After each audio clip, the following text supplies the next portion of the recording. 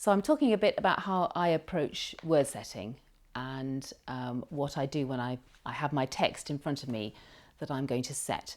I perhaps start off by taking a decision about whether it has an argument through it or a story or a drama or something that means that each stage of the words needs to come out clearly.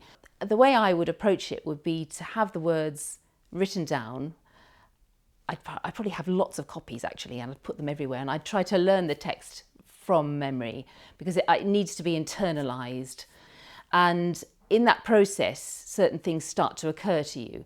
You're experimenting with the natural rhythm of the words and the overall rhythm of the piece as well. So you'd little echoes might occur to you that bit there was a little bit like this bit here, and that might set you up to thinking, well, perhaps those bits could be a sort of varied musical repeat of each other.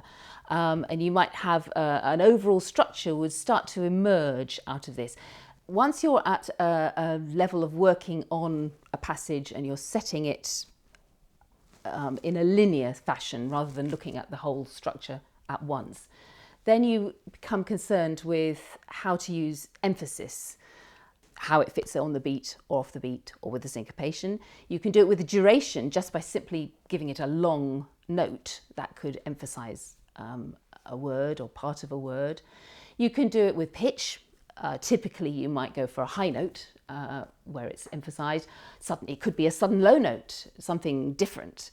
It could be a note that is at the peak of the phrase, or it could be a note that you suddenly leapt to at any point in the phrase. But all those things would tend to emphasize and draw that note to the attention of the audience. You could do it by harmony, so you could change mode, or you could have a sudden dissonance or a sudden consonance after dissonance.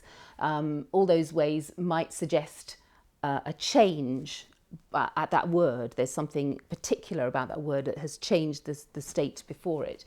You might do it by a dynamic, sudden loud note, sudden soft note, a forte piano, or it might just be that you emphasize it by repetition.